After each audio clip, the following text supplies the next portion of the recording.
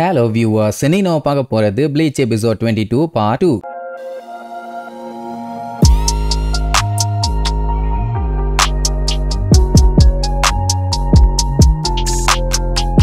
Open பண்ணா நம்ம சேடோ அந்த குட்டி பையனும் அப்படியே பேசிக்கிட்டே போவாங்க. அப்ப அந்த குட்டி பையன் பார்த்துட்டு நீங்க எதுக்கு இங்க வந்தீங்க, ஒருவேளை செத்து போயிட்டீங்களா அப்படின்னு கேட்டா இல்லம்பா. சரி அந்த ரூஃப் மேல உட்கார்ந்து இருக்க சோல் ரீப்பர் உங்களோட ஃப்ரெண்டானு கேட்பான். யாரான்னு பார்த்தா நம்ம இச்சிகோ தான். என்னதான் நம்ம பயலால அவ்வளவு பெரிய பில்டிங்க்கு மேல ஏறி போய் உட்கார்ந்து இருந்தாலும் கேட்டுக்கு அந்த பக்கம் என்ன இருக்குன்னு அவனால பார்க்க முடியல. அவ்வளோ பெரிய கேட்டு. ஏன்னா நம்ம பையன் கிவ் அப் பண்ண மாட்டான், அப்படிப்பட்ட ஆள் தான் இச்சிகோ. அதுக்கப்புறம் இவங்க ரெண்டு பேரும் ஒரு வாரமா உட்காந்துட்டு பேச ஆரம்பிப்பாங்க. சேடு பாத்தீங்கன்னா அந்த சின்ன பையன் வயசுல இருக்கும்போது அவனை நினைச்சு கொஞ்சம் அவன் கவலைப்படுவான். ஏன்னா அவன் நார்மலா மத்தவங்க மாதிரி இல்ல, சைஸ்லயும் சரி ஸ்ட்ரென்த்லயும் சரி இவனை யாராலையுமே ஹேண்டில் பண்ண முடியாது. முதல்ல கொஞ்சம் கஷ்டப்பட்டான், அதுக்கப்புறம் போக போக பழகிருச்சுன்னு வைங்களேன். அதுக்கப்புறம் இவனுக்குன்னு பவர் கிடைச்சிருக்குது, அது கூட அவனுக்கு என்னன்னு தெரியல. இந்த சோல் சொசைட்டிக்கு வந்தா ஏதாச்சும் ஒரு க்ளூ கிடைக்கும் அப்படின்னு நம்பிதான் இங்க வந்திருக்கான். அதுக்காக எவ்வளவு ரிஸ்க் எடுக்க வேணாலும் நான் தயாருங்கிற மாதிரி தான் சொல்லுவான். சோ இப்படி இவன் கிவ் அப் பண்ணாம எந்த அளவுக்கு வில் பவரோட இருக்கானோ அதே மாதிரி தான் அந்த குட்டி பையன் ஷிபட் அவன் இருக்க சொல்லுவான். வேற ஒண்ணும் இல்ல, அவங்க அம்மாவை கண்டுபிடிக்கிற வரைக்கும் கிவ் அப் பண்ணாம தேடிக்கிட்டே இருக்கணுமா. அதுக்கு ப்ராமிஸும் வாங்கிடுவான்.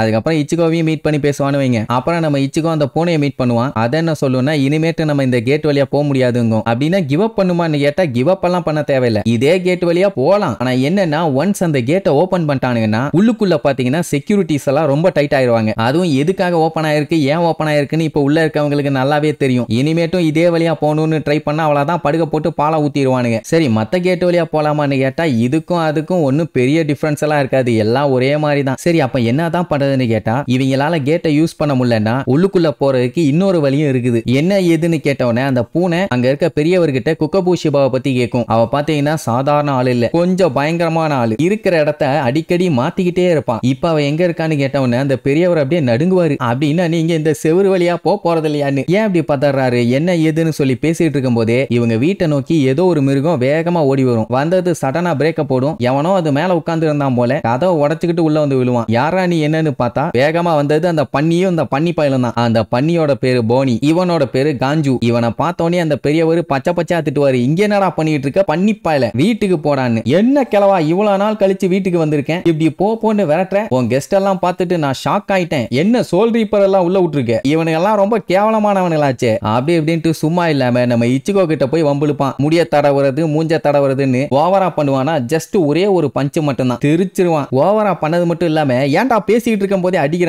டேய் பண்ணி பயல ஓவரா பண்ணிட்டு இருக்க, ஒழுங்கா உன் பண்ணியை கூப்பிட்டுட்டு இங்க இருந்து ஓடிரு, இல்லன்னா பல்லுகள் எல்லாம் பேத்து விடுவேன்பா. இப்படி அங்க மாத்தி மாத்தி சண்டையை போட்டுக்கிட்டு இருப்பானுங்க. அந்த பெரியவர் இதெல்லாம் கண்டுக்காம கேஷுவலா டீ குடிச்சுக்கிட்டு இருப்பாரு. யோ போய் சண்டையை தடுயா, யார் யா இவன்னு கேட்டவனே நான் யாருன்னு தெரியலையான்னு கேட்பான். அவனுக்கும் தெரியல இவனுக்கும் தெரியல எனக்கும் தெரியல யாரா நீன்னு மாத்தி மாத்தி கேட்பாங்க. அப்படியே வளைச்சு போசெல்லாம் கொடுத்துட்டு நான் தான்டா காஞ்சு, நானே எனக்கு பேர் வச்சுக்கிட்டேன் டீப் ரெட் புல்லட், அதுவும் இந்த வெஸ்ட் ரோக்கன் சிட்டிக்கு. அது மட்டும் இல்லாம நான் தான்டா அவங்க எல்லாத்துக்குமே பிக் பாஸ், 14 வருஷமா ரன் பண்ணிட்டு இருக்கேன்டா, சோல் ரீப்பர்ஸ வெறுக்கிறவன்டா நானு அப்படி இப்படின்னு அவனே அவனுக்கு பேர் சூட்டிக்கிட்டது, அவனே அவனுக்கு போஸ்டிங் கொடுத்துக்கிட்டேன்னு சொல்லி இப்படி அடுத்தடுத்து எக்கச்சக்கமா சொல்லுவான். இச்சிகோ பார்த்துட்டு இவன்லாம் ஒரு ஆளுன்னு இவ்வளவு நேரம் டைம் வேஸ்ட் பண்ணிட்டோமேன்னு சொல்லுவான். உடனே ரெண்டு பேரும் அடிச்சுக்கிட்டு கட்டி புடிச்சு உருண்டுகிட்டு இருப்பானுங்க. இப்படி அடிச்சுக்கிட்டு வெளியில போனவன தடுக்க போவாங்களா, அந்த காஞ்சுக்குன்னு சப்போர்ட் பண்ற ஆளுங்க சில பேர் இருப்பாங்கல்ல, அவங்க இடையில வந்து தடுத்து நீங்க யாரும் உள்ள போக கூடாது, அவரு சண்டையை அவரு மட்டும் தான் போடுவாரு, அப்படி உங்களுக்கு சண்டை போடணும்னா நாங்க தான் உங்க ஆப்போனன்ட் அப்படின்னு பில்டப் பண்ணுவானுங்க. பார்த்தா பண்ணி மேல உட்காந்துட்டு இருப்பானுங்க. அதுங்க ஹேர் ஸ்டைல பாத்தீங்களா ஒன்னொன்னுக்கு ஒன்னொன்னு வச்சிருப்பானுங்க. இங்க இவ அட்டுவலியும் தாங்க முடியல, நான் உயிரோட இருக்கிற வரைக்கும் இங்க ஒரு சோல் ரீப்பரும் உள்ள நுழைய முடியாதுடா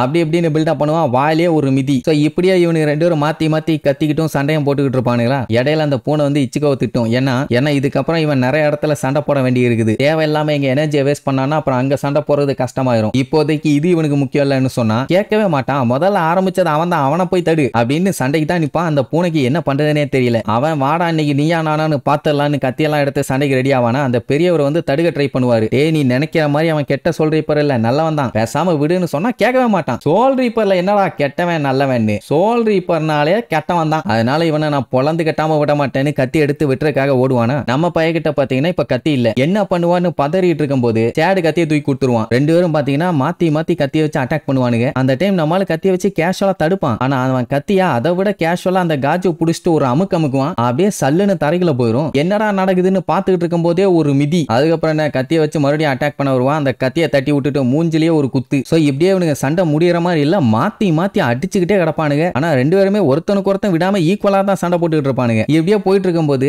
சோழிய முடிச்சறண்டான்னு டயலாக் எல்லாம் விட்டுட்டு அட்டாக் பண்ண வருவான். அந்த டைம் திடீர்னு அலாரம் அடிக்கும். வந்தவன் அட்டாக் பண்ணாம அப்படியே பிரேக்கப் போட்டு குப்பரெல்லாம் அடிச்சு விழுவான். என்னடா நடக்குதுன்னு யோசிச்சுட்டு இருக்கும் போதே டப்புன்னு எந்திரிச்சு டைம் என்னப்பா அண்ணா 9 மணி ஆயிருச்சுப்பாங்க. ஐயோ 9 ஆயிருச்சா வாணி இங்க வான்னு விசில் அடிப்பான். அந்த பண்ணி அடிச்சு பிச்சுக்கிட்டு வரும். ஏதோ பஞ்சாயத்து போல, ஆனா என்னன்னு தெரியல. சரி இனி இதுக்கப்புறம் நம்ம ஆளுங்க அந்த கேட் வழியா போகாம வேற என்ன வழியை சூஸ் பண்ணி எஸ்கேப் ஆக போறாங்கன்னு அடுத்தடுத்த எபிசோட்ல பார்க்கலாம். டாடா.